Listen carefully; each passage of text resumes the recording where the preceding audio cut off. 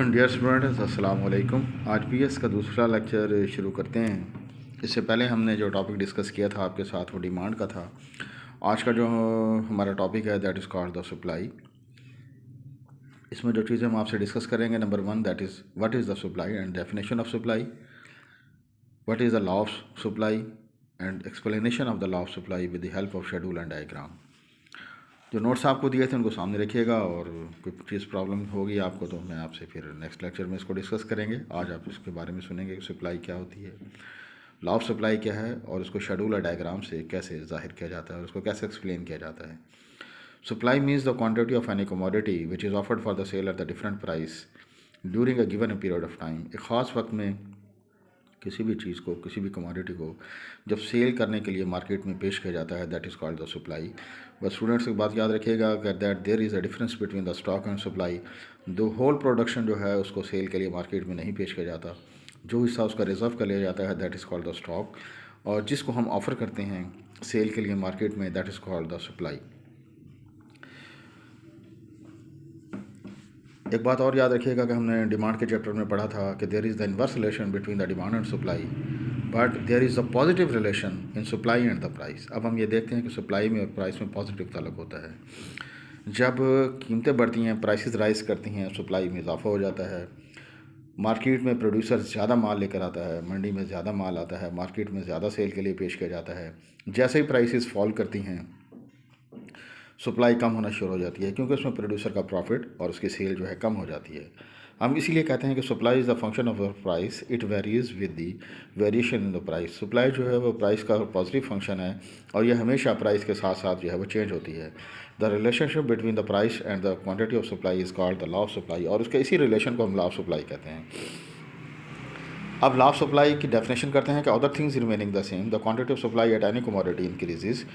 कि अगर दूसरी चीज़ें other things remaining the same वैसे ही रहें, तो quantity of supply of any commodity increases with every rise in price and decreases with every fall in price. According to the law of supply there is a direct relation between the price and the quantity of supply of the commodity. When the price of product increases, other things remaining the same, the margin of the profit increases and the producer increase their supply of the product. It can be explained with the help of the following schedule. यहाँ हम देखते हैं कि rice की price जब 10 rupees per KG होती है, तो there is the quantity of supply is 100 kg in the market. When prices rises from 10 to 15 rupees per kg, the quantity of supply also rises from 100 to 200 per kg and so on. When the prices rise from 25 to 30 and the quantity of supply rises from 400 to 500. Now we derive the supply curve with the help of the above schedule। जो हमने schedule बनाया इसके ज़रिए से हम diagram बनाते हैं। एक बात याद रखिएगा, सप्लाई का कर्व पॉजिटिव कर्व होता है, हमेशा नीचे से ऊपर की तरफ उठता है। और इसकी हमने दो कर्व लिए। नंबर एक ख़त हमने लिया OY एंड OX। OX पर क्वांटिटी ऑफ सप्लाई को जाहिर किया और OY पर प्राइस को जाहिर किया। When the price of rice is 10 rupees per kg, then the supply of rice is 100 kg in the market. When the price rises from 10 to 15, then quantity of supply also rises from 100 kg to 200 kg. हमें पहला point हासिल हुआ, इसके बाद second point मिला, और इसी तरह इनको अगर हम नाम देना चाहें तो A, B, C, D, E points को नाम दिए जा सकते हैं।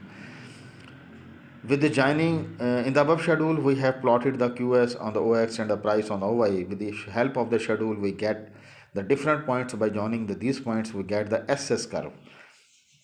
That is called the supply curve. SS curve means the supply curve. In points को join करने से हमें supply curve हासिल होता है, and which is positively sloped and shows that QS increases, quantity of supply increases with the every rise in price and decreases with every fall in price. इस कानून को दुरुस्त साबित करने के लिए चंद चीज़ों को फर्ज किया जाता है, and they are called the assumptions. Law of supply के अजम्पशंस में हम कहते हैं कि there are the following assumptions of the law, and in the presence of these assumptions the law will operate, otherwise not. अगर इन चीज़ों को फर्ज कर लिया जाएगा तो लॉ दुरुस्त साबित होगा, अदरवाइज ये ऑपरेट नहीं करेगा।